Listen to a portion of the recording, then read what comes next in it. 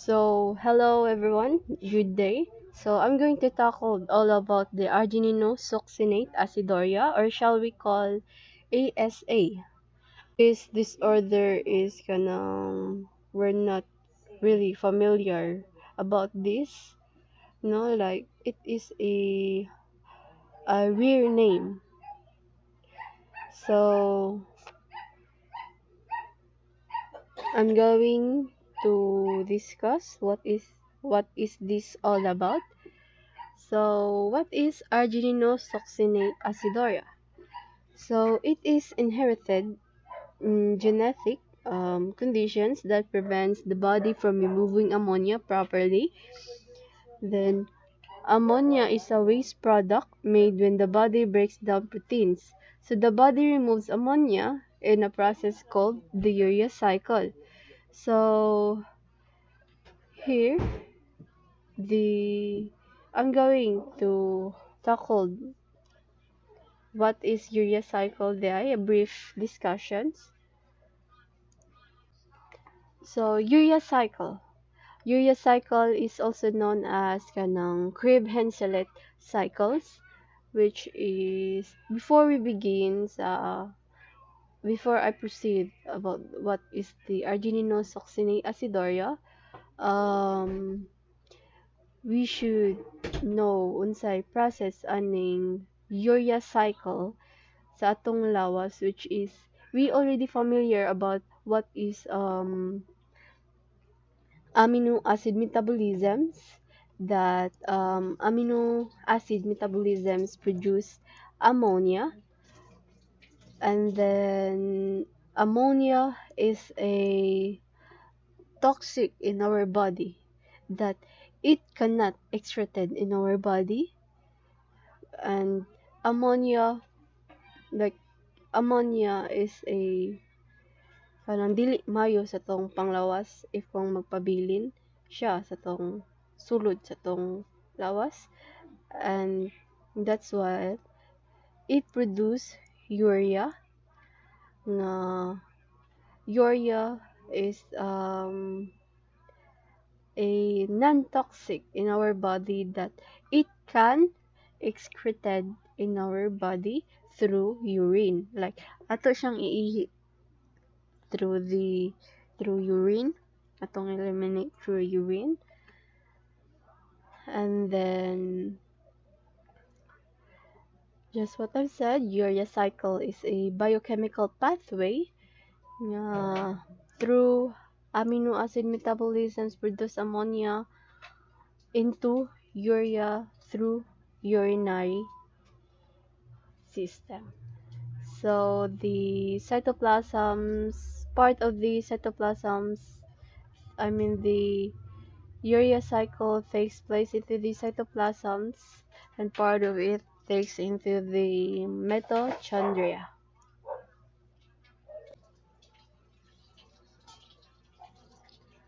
Argininosuccinic aciduria is also known as argininosuccinase deficiency. So dagan din siya other names, which is it could also call argininosuccinate acidemia or argininosuccinate academia. But it is also, but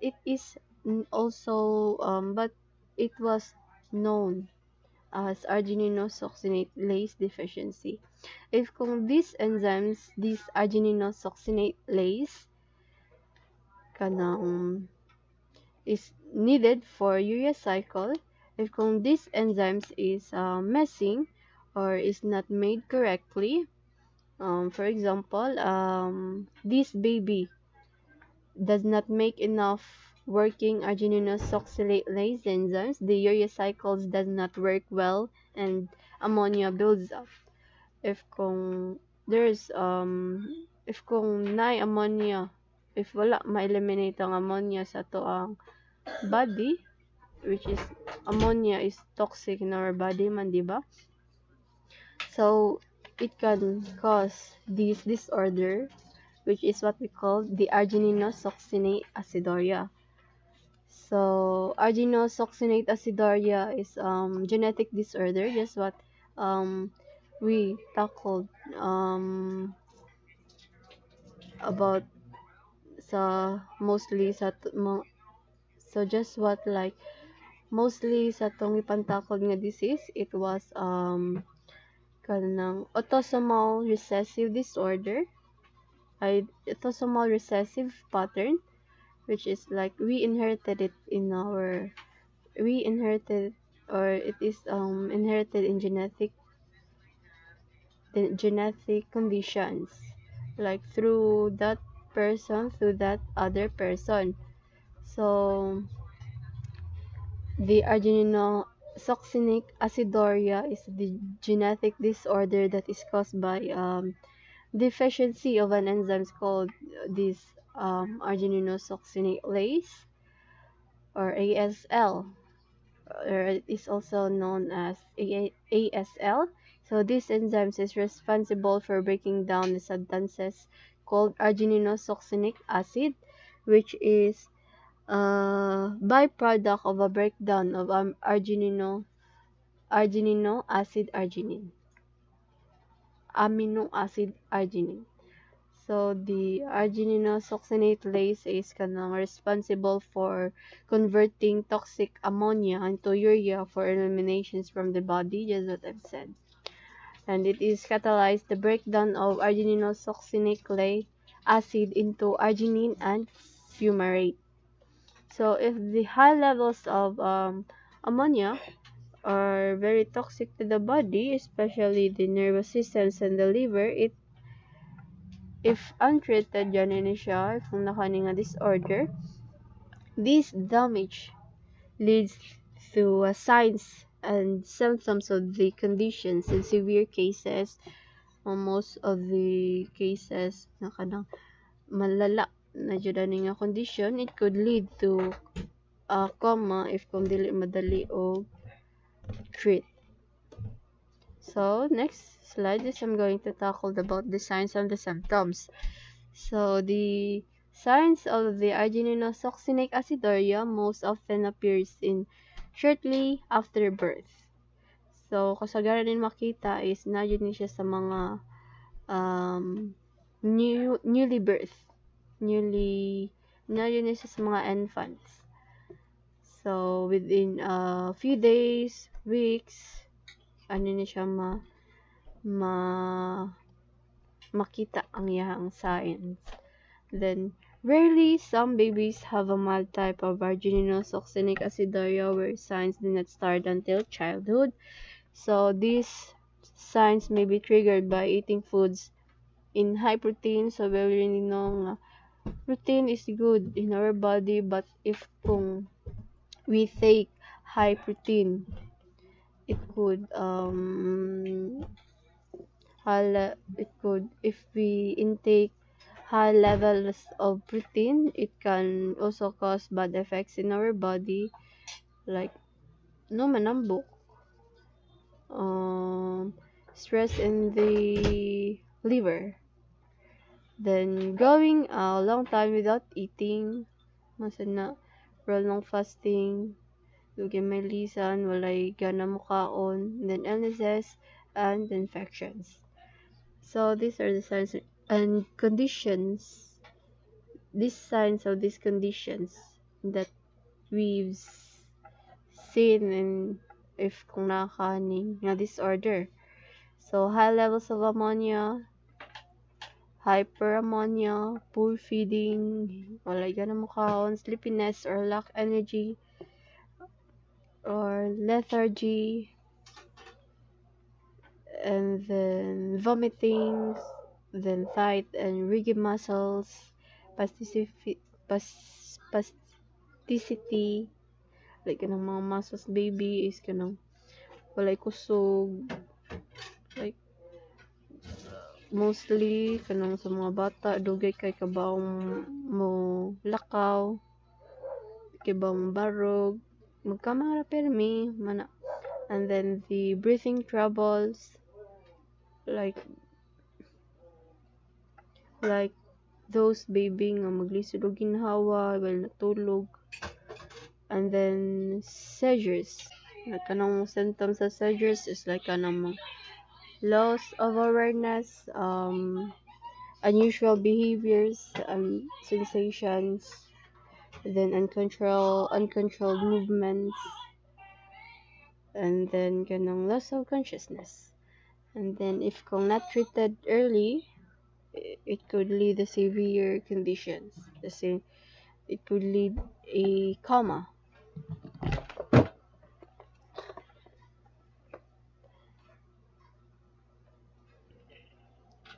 Then the condition is caused by a change of the ASL genes, ASL change of argininosuccinate genes. So these genes gives your body instructions for making argininosuccinate.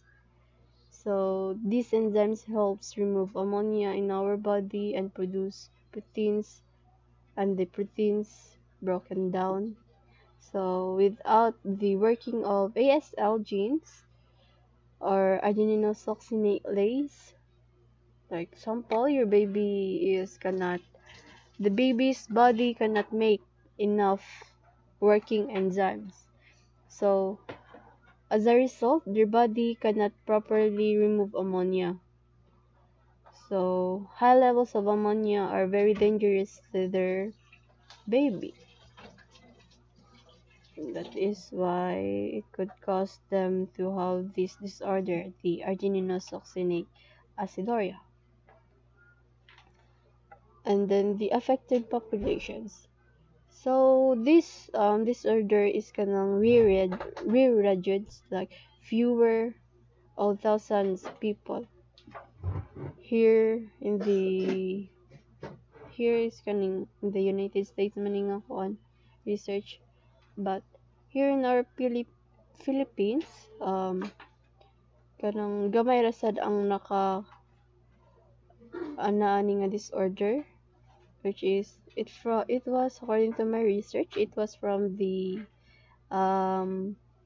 Manila. And then males and females are affected in equal numbers. Like imagine this between 70,000 of people na usa or duha baron ang affected ani nga disorder. And then the estimated frequency of urea cycle disorder collectively is approximately 1 in 30,000. However, because of urea cycle disorder like argininosuccinic aciduria often go unrecognized, these disorders are underdiagnosed, making it difficult to determine their true frequency in the general populations. And then disorder with similar symptoms. So if there's something wrong in the urea cycle process, the biochemical process happens in our body. If kung na mga missing enzymes, deficiency enzymes, nani siya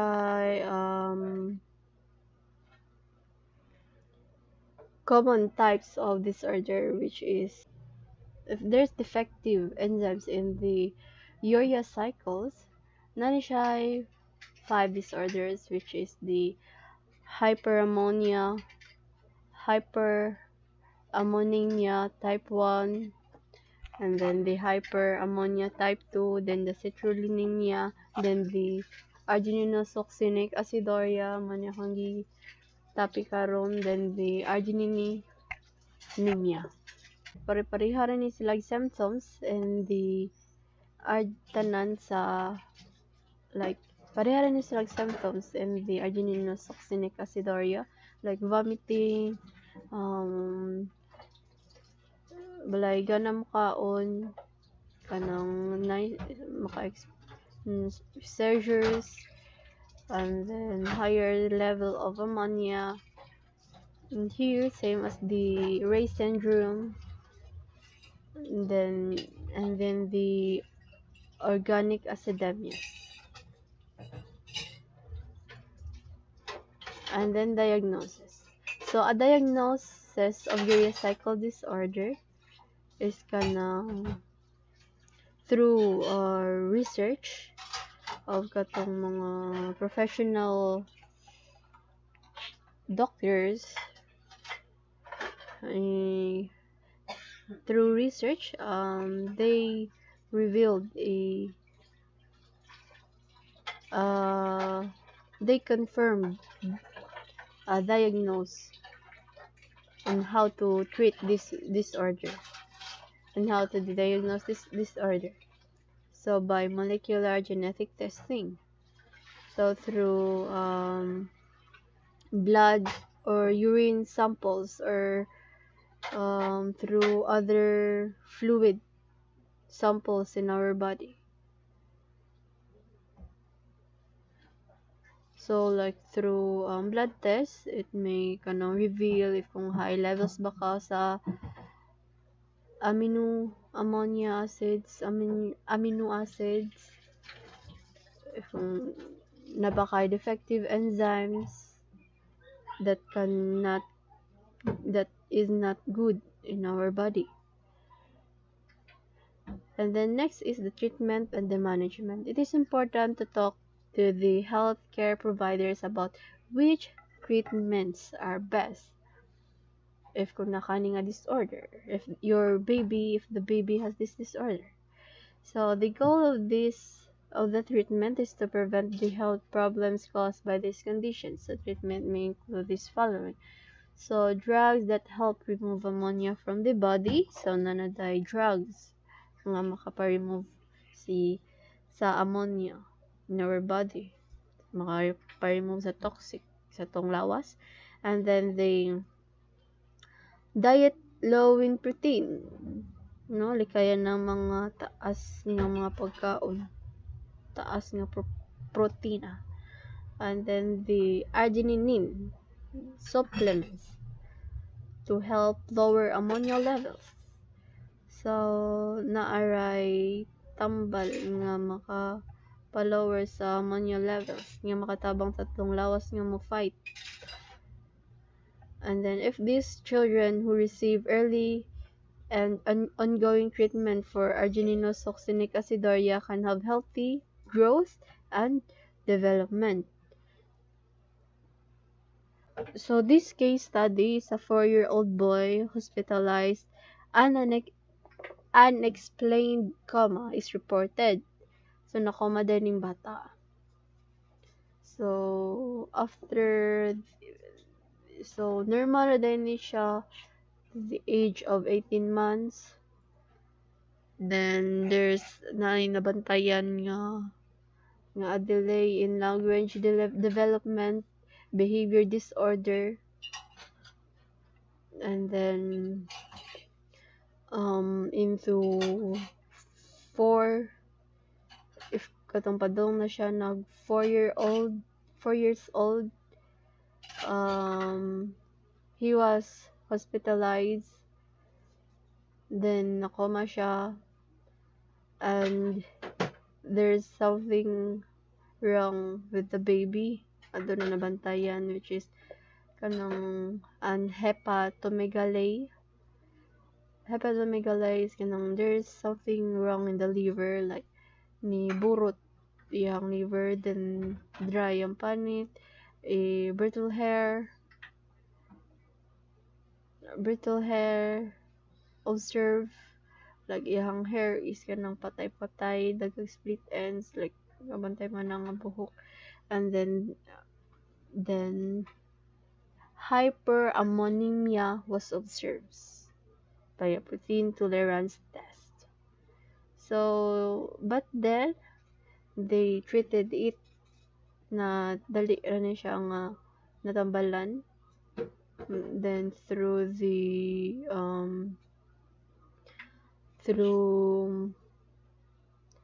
molecular level test is kaning naayo ra siya. The hematomegaly disappeared, hair become normal, and then the behavior disorder and the delay in the language development was improved. And then next is here I'm going to I want you to watch this video about the baby who has Argininosuccinic aciduria disorder.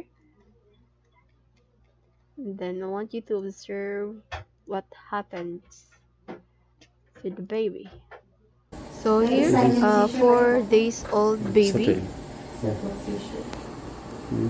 normal vaginal delivery, no maternal risk factors presented by seizures, weak crying, lethargy, vomiting, and as you observe in the video, the baby has a hiccups. So this baby is This is the hiccup. coma din siya.